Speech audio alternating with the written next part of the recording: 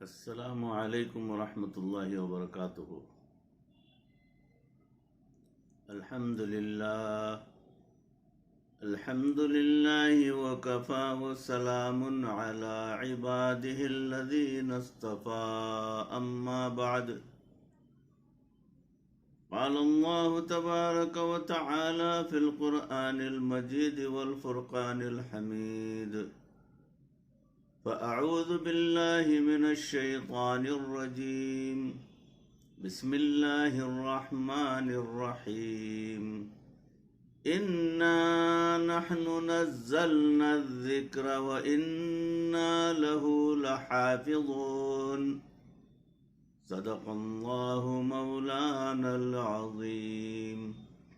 اللهم صل على سيدنا ومولانا محمد وبارك وسلم كما تحب وترضى عدد ما تحب وترضى۔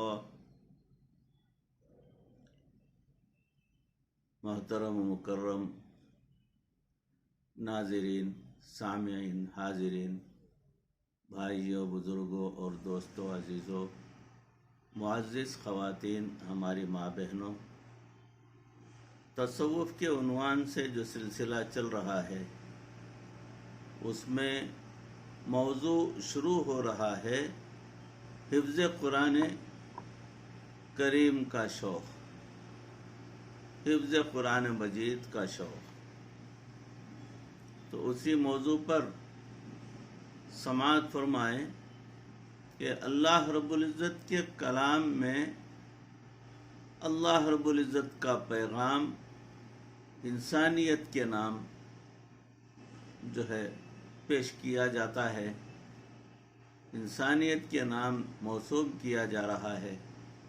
یہ کتاب ہدایت ہے جسے اللہ رب العزت نے انسانیت کی رہنمائی کے لیے بھیجا ہے۔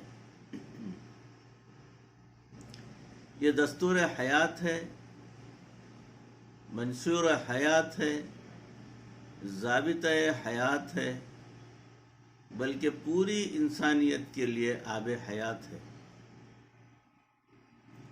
قرآن مجید کو دیکھنا بھی عبادت ہے، بس صرف اللہ کے کلام کو دیکھتے رہنا بھی عبادت ہے، پڑھنا بھی عبادت ہے، پڑھانا بھی عبادت ہے، سمجھنا بھی عبادت ہے، سمجھانا بھی عبادت ہے، اور اس پر عمل کرنا دنیا کی سب سے بڑی عبادت ہے۔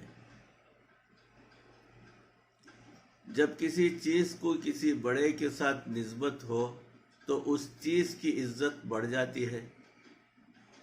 وہ اینٹیں ایک ہی بھٹے سے خرید کر لائی گئیں،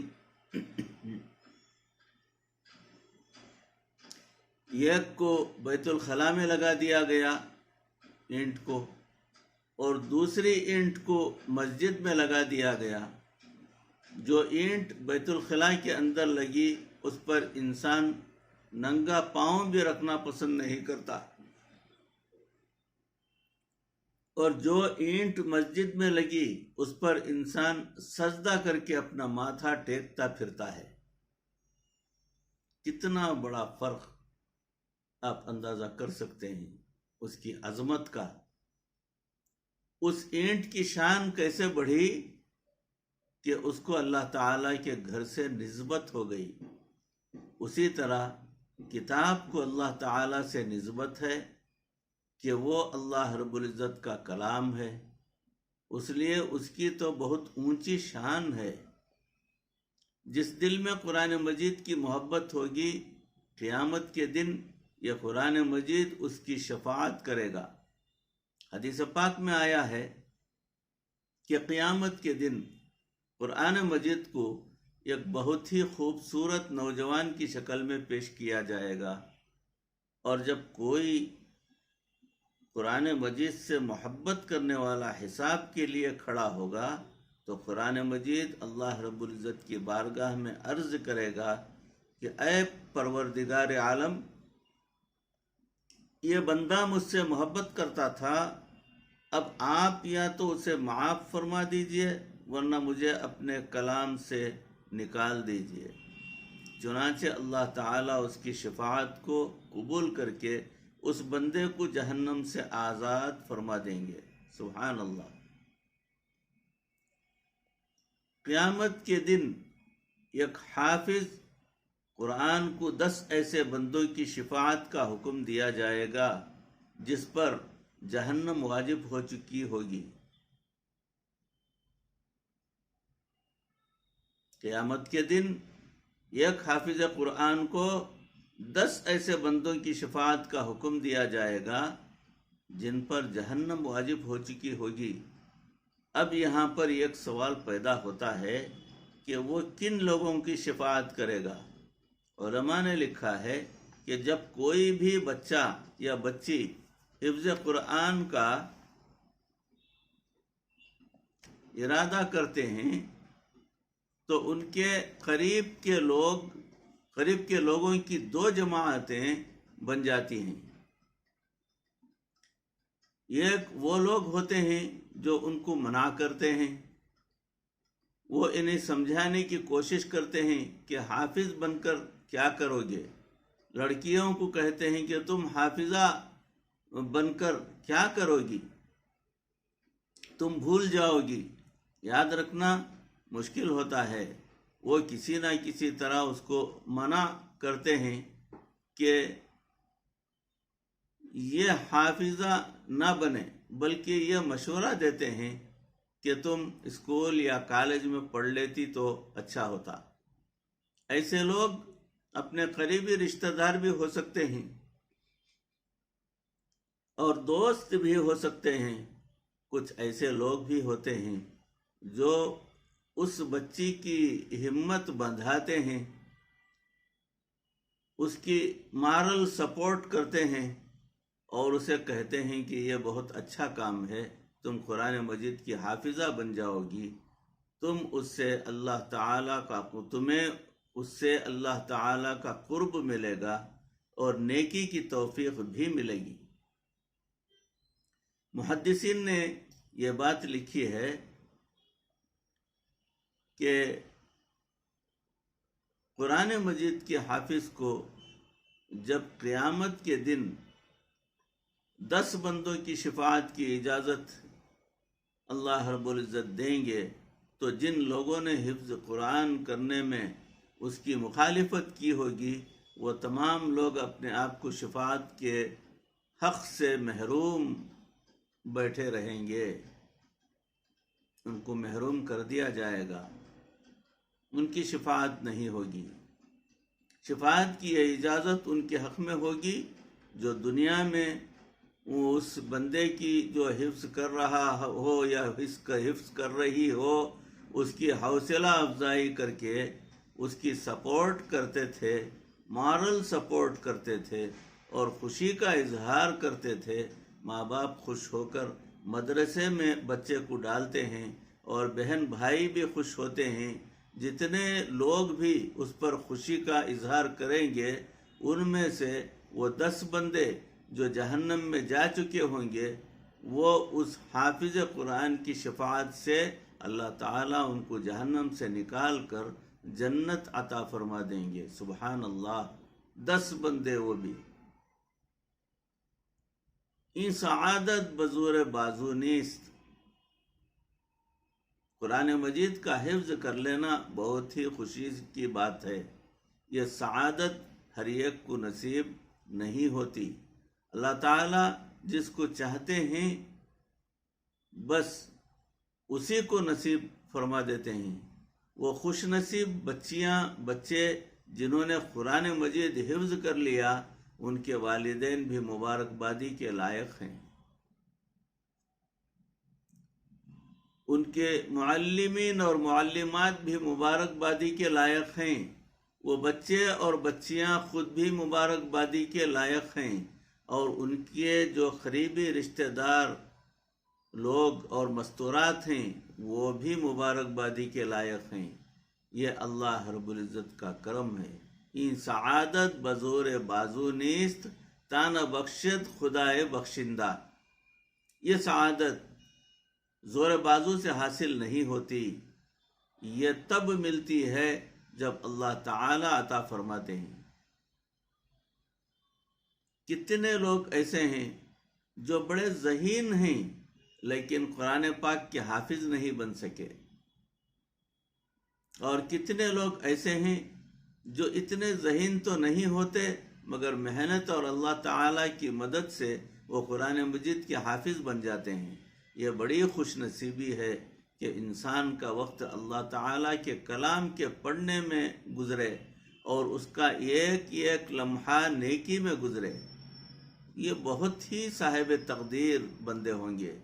اس امت میں سب سے پہلی حافظہ سیدہ عائشہ صدیقہ رضی اللہ تعالی عنہا تھیں۔ ان کے بعد حضرت حفصہ رضی اللہ تعالی بن خطاب جو ہے حضرت عمر بن خطاب رضی اللہ عنہ کی بہن تھیں، جو قرآن مجید کی حافظہ تھیں۔ اس طرح بچیوں میں حفظ قرآن کا سلسلہ چلتا رہا، حتیٰ کہ بہت ساری صحابیات قرآن مجید کی حافظات بھی ہیں۔ پھر یہ سلسلہ تابعین میں چلا، پھر تبع تابعین میں چلا۔ ہر دور اور ہر زمانے میں ہزاروں بچیاں ایسی تھیں جنہوں نے حفظ قرآن والی نعمت کو اپنے سینوں میں سمویا۔ یہ سلسلہ آج تک موجود ہے اور انشاءاللہ قیامت تک اسی طرح یہ سلسلہ چلتا رہے گا۔ اللہ تعالیٰ اپنے بعض بندوں کے دلوں میں قرآن مجید کی محبت ڈال دیتے ہیں، ان کے دل میں شوق اٹھتا ہے کہ میں قرآن مجید حفظ کروں، لہٰذا وہ سب محنت کرتے ہیں تو وہ قرآن مجید کے حافظ بن جاتے ہیں۔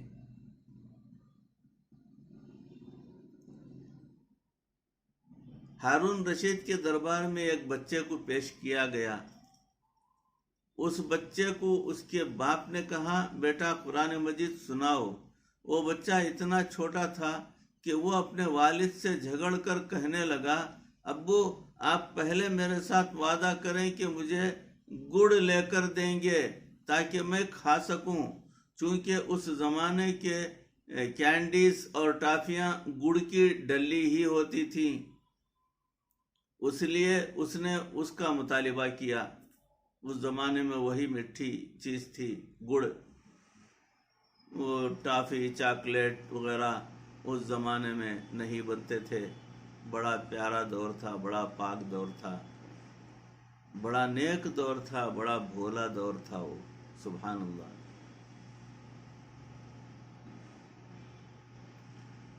اس بچے کے والد نے اس سے کہا، ہاں بیٹا میں تمہیں گڑ کی ڈلی لے کر ضرور دوں گا۔ یہ بات سن کر اس بچے نے قرآن پاک پڑھنا شروع کر دیا۔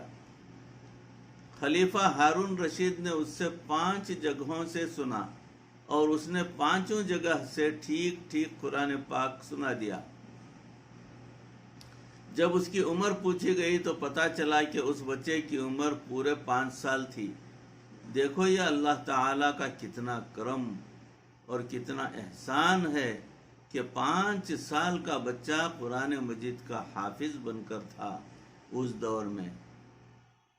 ہمارے ایک قریبی بزرگ ہیں جنہوں نے قرآن مجید کا حفظ تو مکمل کیا، انہوں نے تکمیل کے موقع پر اس عاجز کو حکم دیا کہ آپ کو آ کر ہمیں دستار بندی کروانی ہے۔ یہ عاجز دستار بندی کے لیے جو ہے اپنے اس مقام پر حاضر ہوا۔ جب ان کی دستار بندی ہو رہی تھی تو مجھے ان کے جسم پر ایک بال بھی کالا نظر نہیں آ رہا تھا۔ تب جا کے پتہ چلا تو ان کی عمر 90 سال کے قریب ہو چکی تھی۔ سبحان اللہ، ماشاء اللہ۔ اس امت میں 5 سال کا بچہ بھی حافظ بنا اور 90 سال کا بوڑھا بھی قرآن مجید پاک کا حافظ بنا۔ ان دونوں کے درمیان کی عمر میں تو لاکھوں انسان حافظ بنے۔ رہ گئی بات وقت کی تو عام طور پر بچے بچیاں 2 سے 3 سال کے درمیان میں حفظ قرآن مکمل کر لیتے ہیں۔ اگر ہمت سے کام لیں تو 2 سال لگتے ہیں، اور اگر زیادہ ہمت کریں تو 1.5 سال میں بلکہ 1 سال میں بھی حافظ بن سکتے ہیں۔ اور کچھ ایسی بچیاں بھی ہوتی ہیں جو 1 سال سے پہلے بھی قرآن مجید حفظ کر لیتی ہیں، حافظہ ان کا بہت تیز ہوتا ہے۔ کچھ عرصہ پہلے کی بات ہے کہ ہمارے جامعہ کی ایک بچی تھی، اس نے 7 مہینے میں قرآن مجید کو مکمل یاد کیا تھا۔ سبحان اللہ، 7 ماہ سے کم کی بھی مثالیں ملتی ہیں۔ مثلا حضرت مولانا قاسم نانوتوی رحمۃ اللہ علیہ دارالعلوم دیوبند کے بانی تھے۔ وہ ایک مرتبہ حج کے سفر پر تشریف لے گئے۔ اس زمانے میں بحری جہازوں کے ذریعے سفر کرنا ہوتا تھا اور راستے میں کئی مہینے لگ جاتے تھے۔ چنانچہ لوگ رمضان المبارک سے پہلے ہی حج کا سفر شروع کر دیتے تھے تاکہ وقت سے پہلے مکہ مکرمہ پہنچ جائیں۔ انہوں نے بھی ایسا ہی کیا۔ جب درمیان میں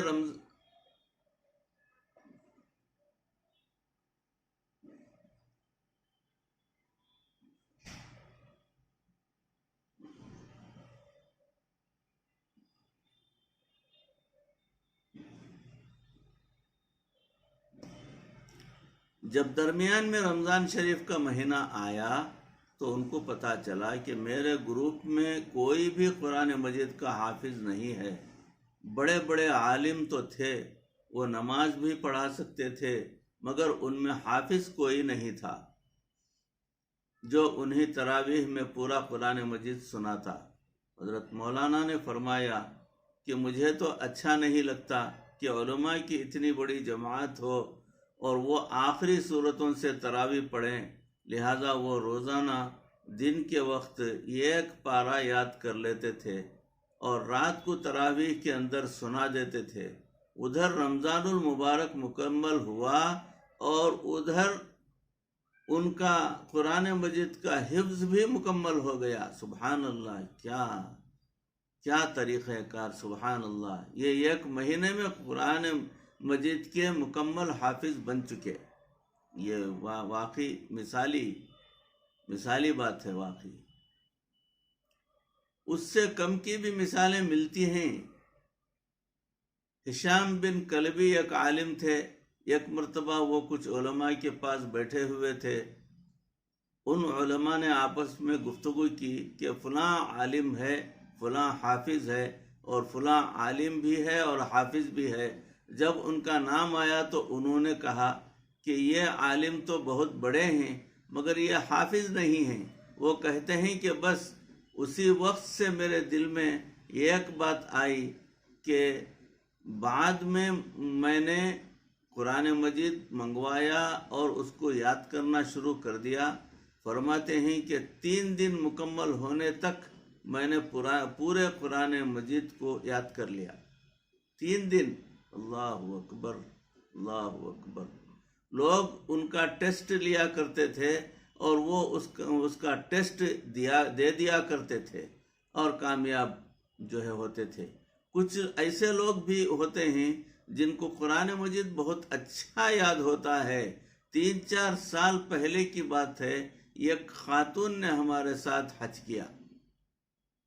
اس کو قرآن پاک ایسے یاد تھا جیسے لوگوں کو سورہ فاتحہ یاد ہوتی ہے۔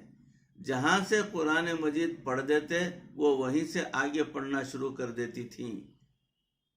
ان کو تھوڑی سی دیر کے لیے بھی الجھن نہیں ہوتی تھی۔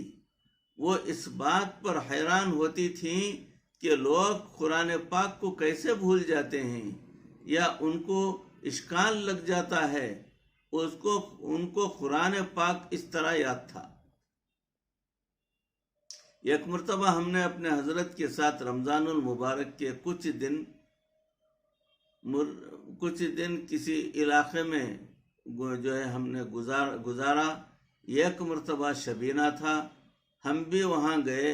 امام صاحب نے کہا، حضرت یہاں پر ملک کے دور و نزدیک سے مہمان آ کر رمضان شریف گزارتے ہیں، وہاں پتہ چلا کہ اس مصلی پر 36 سال سے تراویح پڑھائی جا رہی ہے، اور ایک مرتبہ بھی کسی قاری کو کوئی متشابہ نہ لگا اور کسی کو لقمہ دینے کی ضرورت نہیں پڑتی تھی۔ 36 سال تک قرآن سنانے والے جتنے بھی قرہ آئے ان کو اتنا قرآن پاک یاد تھا کہ کسی ایک کی بھی غلطی نہ نکلی۔ سبحان اللہ۔ تو ایسے بھی لوگ ہوتے ہیں جن کو اللہ تعالیٰ یوں قرآن مجید کو یاد کرنے کا موقع عطا فرماتے ہیں اور ویسی توفیق بھی عطا فرما دیتے ہیں، وہ کہ جیسے اسکرین پر بیٹھے وہ سب کچھ دیکھ رہے ہوں، بالکل اسی طرح اطمینان کے ساتھ وہ کر لیتے ہیں۔ ایسی ان کی کیفیت ہوتی ہے۔ ایک مرتبہ ہمارے ملک میں ایک تقریب نکاح میں ہم حاضر ہوئے۔ نکاح کے بعد ایک عالم سے ملاقات ہوئی۔ ہمارے دوستوں نے ان کا تعارف کروایا کہ جناب یہ قرآن مجید کا کمپیوٹر ہے۔ یہ سن کر اول تو میں نے دل میں سوچا کہ پتہ نہیں کیوں ان کے بارے میں ایسا لفظ کہا گیا کہ یہ قرآن مجید کے کمپیوٹر ہیں۔ بس یہی کہہ دیتے کہ اچھے قاری ہیں، اچھے حافظ ہیں۔ اتنے میں 10-12 حافظ وہاں اکٹھے ہو گئے۔ وہاں پتہ چلا کہ ان کو قرآن مجید کا کمپیوٹر کیوں کہا جاتا ہے۔ ایک شخص نے ان سے سوال پوچھا، حضرت فتکونا کا لفظ قرآن مجید میں کہاں کہاں آیا ہے؟ فتکونا کا لفظ سنتے ہی انہوں نے فوراً کہنا شروع کر دیا کہ فلاں پارہ، فلاں رکوع، فلاں آیت نمبر میں ایک مرتبہ ہے، دوسری جگہ فلاں پارہ، فلاں رکوع، فلاں آیت میں ایک لفظ آیا ہے، اور پھر تیسری جگہ پر بھی بالکل ٹھیک نشاندہی کی۔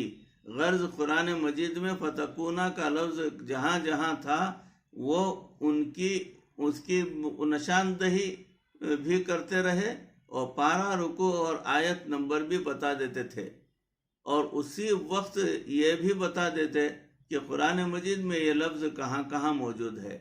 ان کو دیکھ کر مجھے بڑی حیرانی ہوئی۔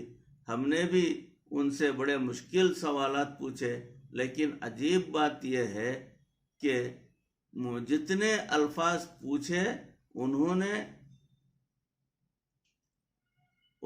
ان سب الفاظ کا بالکل صحیح جواب دے دیا۔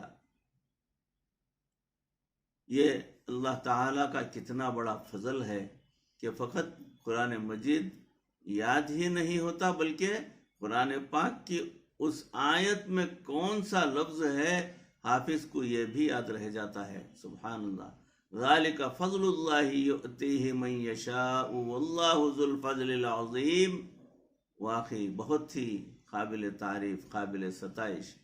ہماری ایک شاگردہ تھی، ان کی شادی ہوئی، اللہ تعالیٰ نے ان کو بیٹا دیا۔ ان کے خاوند قاری صاحب تھے۔ ایک مرتبہ وہ اپنے بیٹے کو لے کر آئے، کہنے لگے حضرت ہم نے اس کے لیے دعا بھی کروانی ہے اور اس بچے نے آپ کو اپنا سبق بھی سنانا ہے۔ دیکھنے میں وہ بچہ کافی کمزور اور چھوٹا سا لگ رہا تھا۔ میرے دل میں یہ خیال آیا کہ یہ بچہ کلمہ پڑھے گا یا پھر کوئی چھوٹی سی سورت پڑھے گا، یہی اس کا سبق ہوگا۔ لیکن جب میں نے اس بچے سے کہا پڑھو تو اس کے والد صاحب نے کہا کہ اس کی امی نے کہا ہے کہ حضرت صاحب کو کھڑے ہو کر سنانا ہے۔ ہم نے کہا ٹھیک ہے، وہ اس کو کھڑا کر دیں۔ وہ بچہ اتنا چھوٹا تھا کہ وہ اپنے دونوں پاؤں پر خود کھڑا بھی نہیں ہو سکتا تھا۔ اس سے آپ اندازہ لگائیں کہ اس بچے کی عمر کتنی چھوٹی تھی کہ جو بچہ اپنی چاہت اور شوق سے کھڑا بھی نہیں ہو سکتا، اس قدر وہ چھوٹا بچہ تھا۔ میں نے ان سے کہا کہ اس کو بٹھائیں تاکہ یہ سبق سنائے۔ انہوں نے کہا جناب اس کی امی نے کہا ہے کہ یہ کھڑا ہو کر سبق سنائے گا۔ ہم نے کیا کیا وہ گول تکیے منگوائے اور دیوار کے ساتھ لگا دیے اور اس بچے کو درمیان میں کھڑا کر دیا کہ چلو تم درمیان میں کھڑے ہو کر تکیے سے ٹیک لگا لو اور ہمیں سبق سناؤ۔ چنانچہ اس بچے نے تکیے سے ٹیک لگائی اور اس کے بعد اس بچے نے اپنا سبق پڑھنا شروع کر دیا۔ اتنے چھوٹے سے بچے نے جو اپنے پاؤں پر کھڑا بھی نہیں ہو سکتا تھا، تبارک الذی سے پڑھنا شروع کیا اور پوری کی پوری سورہ ملک اس نے زبانی سنا دی۔ میں نے اس بچے کو دیکھ کر حیران ہو گیا کہ جو اتنا چھوٹا ہے کہ وہ اپنے پاؤں پر کھڑا ہو کر اپنا وزن بھی نہیں اٹھا سکتا، لیکن اس بچے کو بھی اللہ تعالیٰ نے پوری سورۃ ملک جو ہے یاد کرا دی۔ سبحان اللہ، واقعی قابل ستائش، قابل تعریف۔ حفظ قرآن کا تعلق شوق اور لگن سے ہے۔ بعض بچیاں محنت کرتی ہیں تو جلدی حافظ بن جاتی ہیں، اور جو محنت نہیں کرتی وہ کئی سال تک لٹکی رہتی ہیں۔ میرا چھوٹا بیٹا سیف اللہ جب حافظ بن رہا تھا تو اس کا معمول تھا کہ 1 صفحہ روزانہ سبق لیتا تھا اور تقریباً 18 سے 20 دن کے درمیان 1 پارہ مکمل کر لیتا تھا۔ یہ ایک صوفی بزرگ، ایک عالم باعمل، ایک ولی کامل بزرگ کا واقعہ ہے، وہ ان کا بیٹا سیف اللہ جس کا تذکرہ حضرت فرما رہے ہیں۔ ہم بھی سمجھتے تھے کہ یہ مناسب سپیڈ ہے، چلو پڑھنے دینا چاہیے، لیکن جب آخری 5-6 پارے رہ گئے، ان دنوں ہمارا عمرے پر جانے کا بھی پروگرام تھا۔ اس کو ہم نے کہا کہ آپ کوشش کریں کہ کسی طرح آپ کا قرآن مجید مکمل ہو جائے۔ خیر، اس بچے نے کوشش کر کے پاؤ سبق لینا شروع کر دیا۔ اس طرح اس نے 4 دنوں کے اندر 1 پارہ حفظ کرنا شروع کر دیا۔ سبحان اللہ۔ جب عمرے پر جانے کا وقت تھا تو اس کو کسی نے یہ کہا، دیکھو ابھی 2-4 دن باقی ہیں اور آپ کے 3 پارے رہتے ہیں، اگر آپ یہ یاد کر لیں تو عمرے کے موقع پر ہم احرام کی حالت میں مقام ابراہیم کے قریب بیٹھ کر آپ کے لیے دعا کریں گے۔ اس بچے کو یہ بات سمجھ میں آ گئی، چنانچہ اس بچے نے ان 3 پاروں کو یاد کرنا شروع کر دیا۔ جب اس نے 2 پارے مکمل یاد کر لیے، اس دن ہمارا عمرے کا سفر تھا، ہم لوگ مکہ مکرمہ پہنچ گئے۔ اب ایک دن رہتا تھا کیونکہ ہم نے اگلے دن عمرہ کرنا تھا، تو اس نے کہا، ابو جی میں کوشش کروں گا کہ میں مکمل کر سکوں۔ چنانچہ وہ فجر کی نماز کے بعد بیٹھا اور اس نے 1 مرتبہ 1 پاؤ سنایا، پھر تھوڑی دیر کے بعد دوسرا پاؤ سنا دیا اور پھر تیسری مرتبہ بھی 1 پاؤ سنایا، بالآخر 4تھی مرتبہ مکمل پاؤ سنا دیا۔ ہم نے اس کا آخری سبق مقام ابراہیم کے پاس بیٹھ کر سنا اور پھر ہم نے اس بچے کے لیے دعائیں کی۔ واقعی قابل ستائش، قابل تعریف ہے وہ بچہ۔ ان کے والدین بھی ویسے تو بچہ بھی ویسا ہی۔ سبحان اللہ۔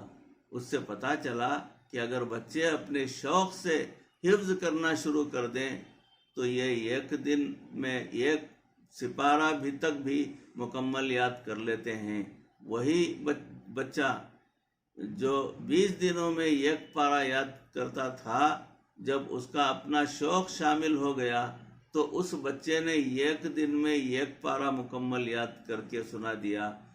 اس لیے بچیوں کی خدمت میں گزارش ہے کہ آپ کے اندر بھی جتنا شوق ہوگا، جتنا جذبہ ہوگا، جتنی لگن ہوگی کہ جی میں قرآن مجید کی حافظہ بن جاؤں، میں جہنم کی آگ سے بچ جاؤں، میں قیامت کے دن اپنے ماں باپ کے سروں پر تاج رکھنے کا سبب اور ذریعہ بن جاؤں، تو اتنا ہی اللہ تعالیٰ آپ کے لیے قرآن مجید کو یاد کرنا آسان بنا دیں گے، اور اگر آپ قرآن مجید کو یاد کرنے میں سستی کریں گی تو پھر یاد رکھیں کہ دیر لگتی چلی جائے گی۔ اللہ رب العزت ان کہی سنی باتوں کو سن کر اس پر اس عاجز کو بھی آپ تمام کو بھی عمل کرنے کی توفیق عطا فرمائے۔ قرآن مجید سے اتنا شغف عطا فرمائے کہ قرآن مجید کو بار بار پڑھنا اور اس کو یاد کرنے کا جو ہے ہمیں بھی پروردگار موقع عطا فرمائے، وہ استطاعت عطا فرمائے، وہ قابلیت عطا فرمائے۔ پروردگار ہمیں قرآن سے محبت کرنے کی توفیق عطا فرمائے، مرتے دم تک پروردگار کسی کا محتاج نہ بنائے، ایمان پر اور کلمے والی موت پر ہمارا خاتمہ فرمائے۔ وآخر دعوانا ان الحمد للہ رب العالمین۔ السلام علیکم ورحمۃ اللہ وبرکاتہ۔